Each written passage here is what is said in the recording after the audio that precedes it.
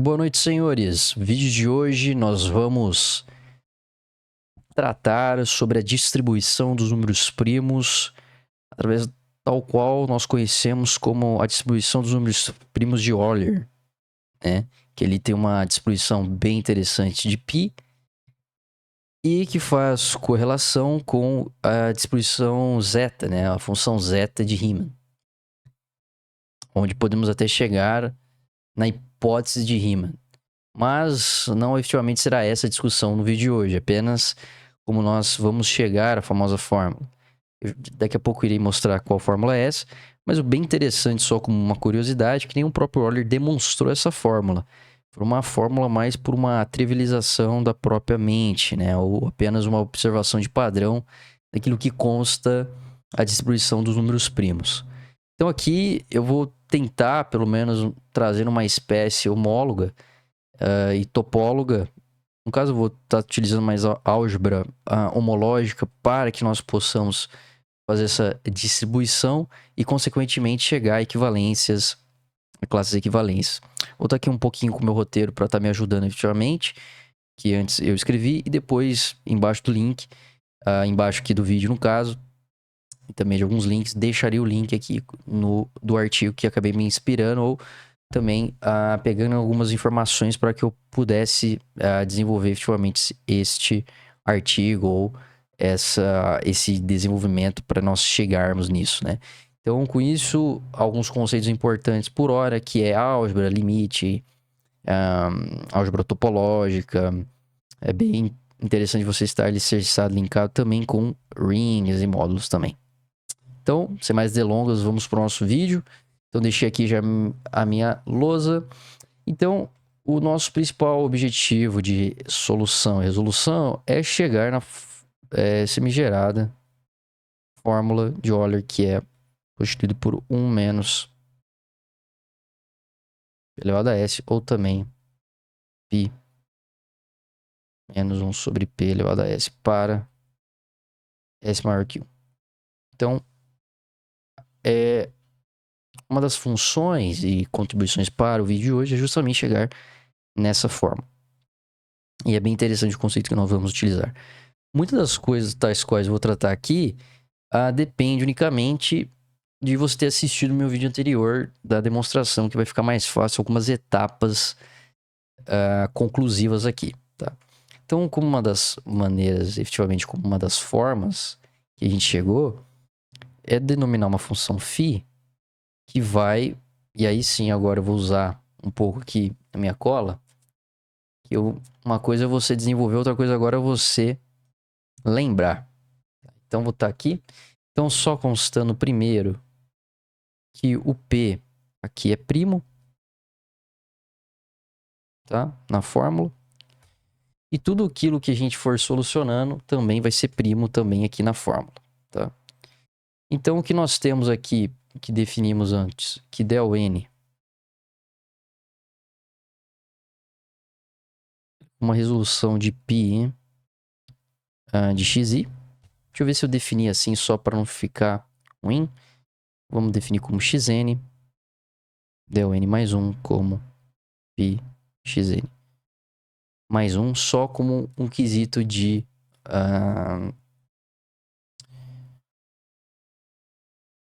satélite, né? Ou de split, né? No sentido de que você está dividindo esse intervalo, né? Ou seja, é apenas um valor posicional.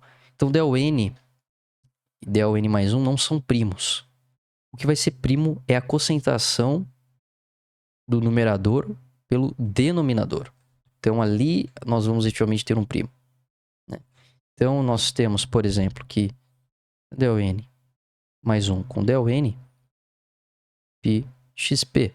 P também faz parte apenas de uma representação de um número primo. Pode ser linkada como del n mais 1 sobre del n.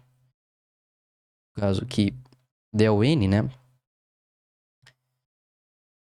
mais 1 pode ser reescrito, né, como π de xp, π de xn, que é igual a π de xn mais 1. Ok? Então, dado isso, nós temos o quê? Que a concentração sobre del n acaba sendo um primo. Não que del n mais 1 ou del n sejam unicamente primos, não. Né? Mas que a sua cosentação seja prima. Ou seja, o que a gente está trabalhando aqui é justamente o que nós vamos definir. Né? Ou seja, nós estamos definindo o n-mod de P de I, que I pertence aos inteiros positivos. E eu tenho uma função φ que vai levar P de I em P de I mais 1, em que φ pertence à classe de homomorfismos de n-mod para P de I mais 1. Tá? Então esse é definindo isso aqui, e ele já apresenta uma forma fechada de quadrado igual a zero. Então o que eu tenho é como P de I, P de I mais 1, uma cosentação de PI mais 1 sobre PI, levando em zero. Aqui eu tenho um epimorfismo, mas eu vou definir que isso aqui seja exato. E tem uma base que consiga restringi-la, né? Ou seja, aqui eu estou aplicando para um n que seja finito, né? Ou seja, daqui a pouco eu vou explicar o que é esse n, né? Mas que, a partir do momento que eu vou aumentando, né, os graus, etc., ele vai aumentando a complexidade, né? Então, quanto maior, né, o i, né, maior vai ser a complexidade. De justamente você achar esse número. Então há uma distribuição que a gente vai dar de mapear esse mapa, tanto tendendo, né, claramente pela direita ou pela esquerda, de ver como nós conseguimos reduzi-lo a uma distribuição. E se essa distribuição ela chega perto, resoluta, a um determinado primo, que quanto maior eu aumento esse grau de complexidade, né, ou seja, esse mapeamento que é aumentado vai aumentar esse grau de complexidade, esse grau de tentar achar um primo em meio à reta real, por exemplo. Então, o que nós temos aqui, por exemplo, mais um em T, eu acho que não é o caso que eu vou usar aqui. É justamente um funtor Sn mais um T da função φ. Eu acho que aqui não seria da função φ, mas seria no mapeamento T P de mais um PI sobre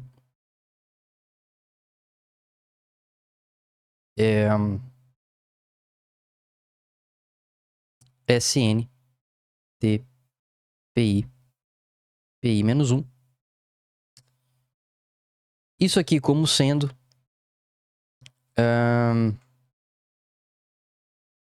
um limite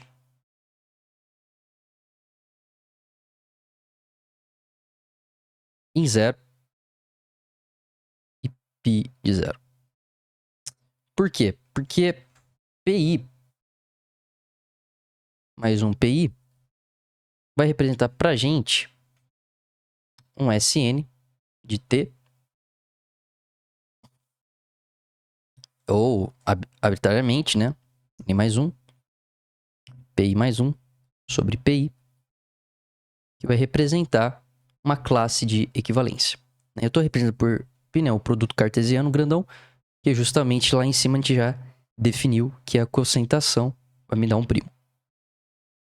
Então a gente define esse mesmo termo de complexidade isso. Então, vou pegar as classes equivalentes. Então, eu sempre vou ter um nível 0.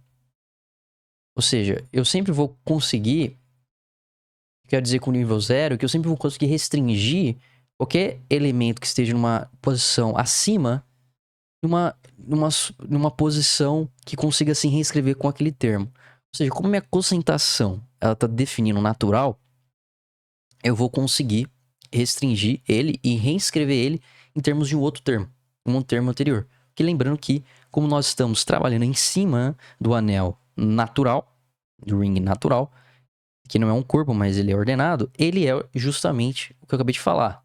Minha palavra anterior, que é ele é ordenado. Então eu consigo reescrever ele através de um termo anterior. Então, dada essa classe, né, que nós temos aqui, aqui, e o n que eu estou mostrando aqui, como para percorrer um mapa, ele é finito. Né? Ou seja, justamente ele é finito porque eu estou restringindo, ou seja, eu vou tender uns elementos aos outros elementos.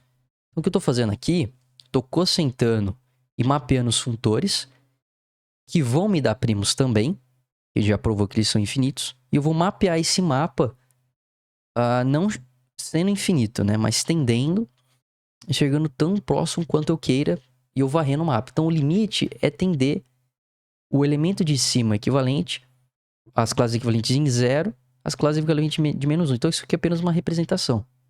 Então, o que nós vamos ter, no final das contas, é que o limite de 0, limite de π de menos 1, pode ser reescrito como limite de 0 menos π de menos 1. Eu consigo retirá-lo. Porque lembrando que as classes equivalentes de 0 já passaram pelas classes equivalentes de menos 1. E lembrando que eu consigo aplicar φ, né, de menos 1 a φ a 0, né? Classe equivalentes em 0, porque, como a gente já definiu lá em cima, que a nossa classe é uma classe que está subindo os termos, né? Então eu só cocentei e cortei. É justamente o que o N faz. Ele faz cortar essa cadeia e restringir e ver se eu consigo ter um certo tipo de distribuição. Né? Ou seja, não é prever aonde estão, mas é apenas eu conseguir mostrar o quão eles vão ficando dispersados pela minha reta real, ou pelo meu natural, né? Eu estou falando reta real porque depois eu vou pegar os resultados e vou tacar na reta real, tá? Então, dado que a gente tem isso, né? O que dá pra a gente... Então, continuando, o que nós temos? Isso aqui acaba sendo também o limite menos 2 igual ao limite classe equivalente. E aqui eu consigo escrever um outro limite sem perder a coerência. De menos 1 cair nos graus. Eu consigo fazer porque, de novo, o meu sistema, ele é ordenado. Então, como ele é ordenado e nós estamos trabalhando unicamente com um anel ordenado, então eles estão intrinsecamente ordenados e encadeados. Menos 2.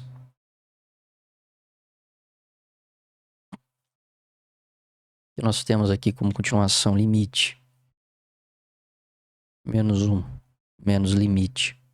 Desculpa, aqui não é limite, né? Aqui é apenas menos 2. E aqui acaba sendo continuação, né? De um limite. Que aqui eu fiz um limite. Menos 1 menos limite. Π menos 2 menos π menos 3 sobre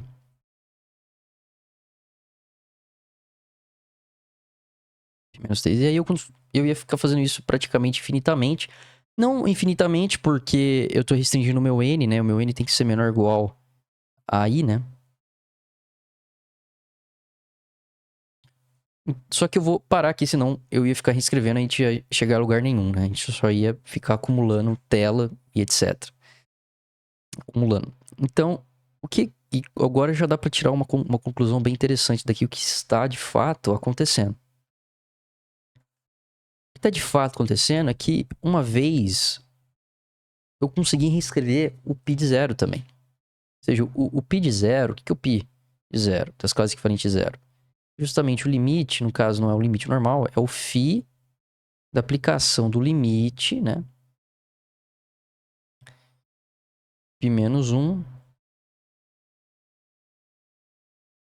E assim sucessivamente vai ordenando. Então o que eu vou ter é justamente uma aplicação de φ em zero. Então das classes equivalentes em zero de φ de zero. Isso aqui vai me dar 1. Por quê? Porque é como se eu estou reescrevendo todo limite tendendo a todos os primos, ou pelo menos aquele curto intervalo, que vai chegar uma hora que eu não vou poder mais definir nenhum objeto. Ou seja, o definir nenhum objeto é justamente não ser o natural, um número que ele se reescreva, né? Ou seja, um número composto, e também, né, nem um número primo. Ou seja, um número que não é primo, que nós bem sabemos, é 1. Então, por isso, as classes equivalentes em zero pode ser 1. Ok. Então, nós temos aqui essa observação. O que seria φ de menos 1? Também seria as classes equivalentes. No caso, deixa eu escrever. Menos 1 é φ de limite. Π menos 2. Menos 3. Lembrando que ele não só zera, né? Lembrando que eu tô aplicando φ aqui, tá? Π de menos 3. O que nós temos também, que uma espécie que menos 1 está tratando é ser como 1 também aqui embaixo. Só que a maior questão é,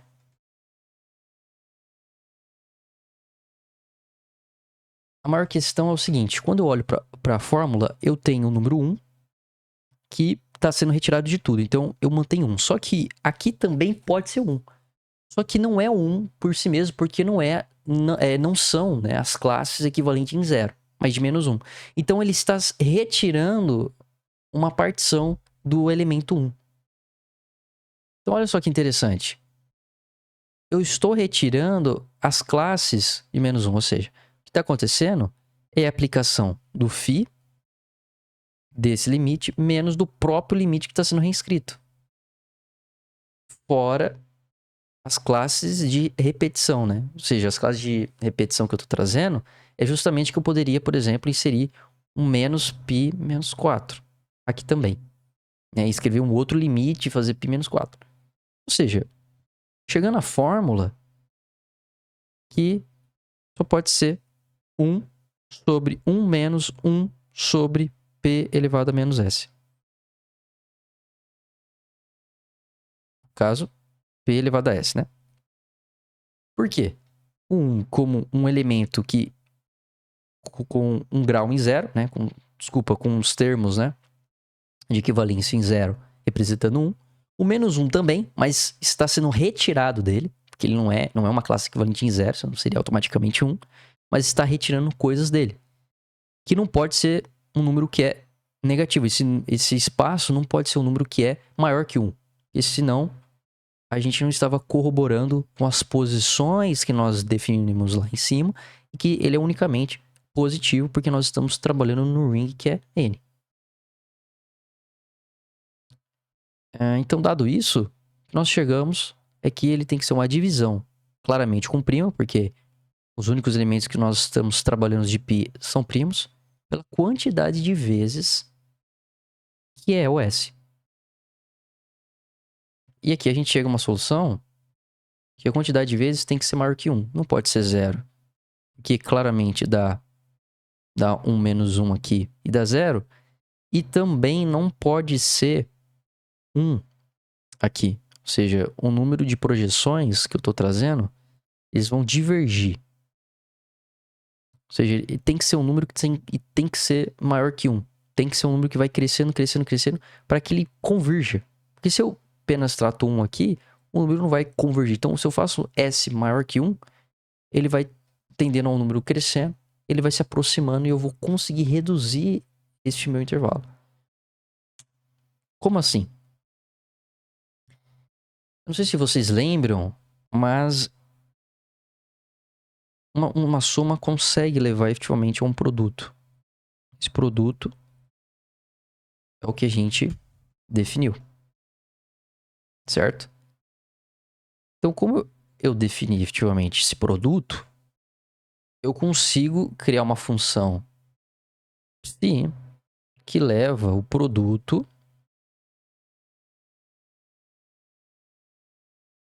na soma.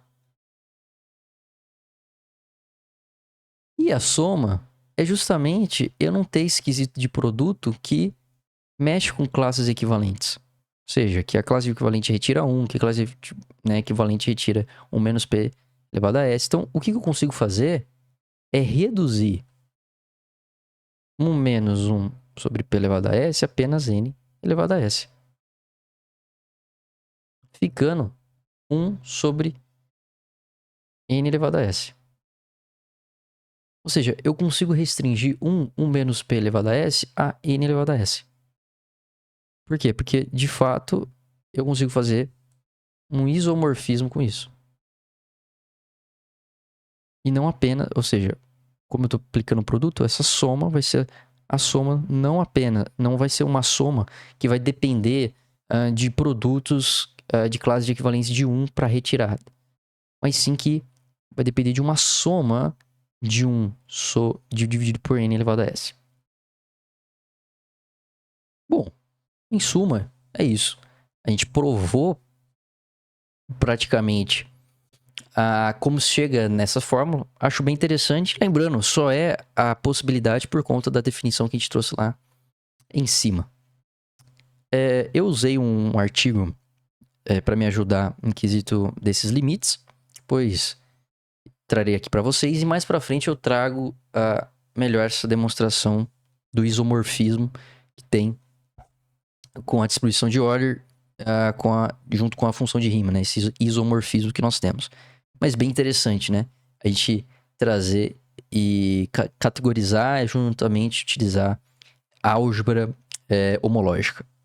É isso, senhores. Obrigado.